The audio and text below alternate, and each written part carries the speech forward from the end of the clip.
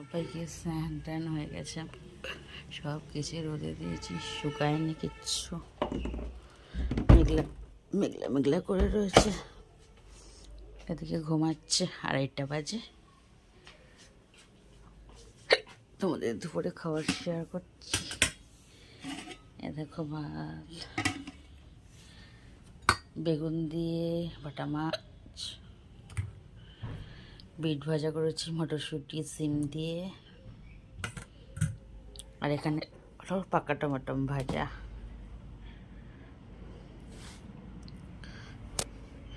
এখানে আমি ভাত বেড়ে নেব।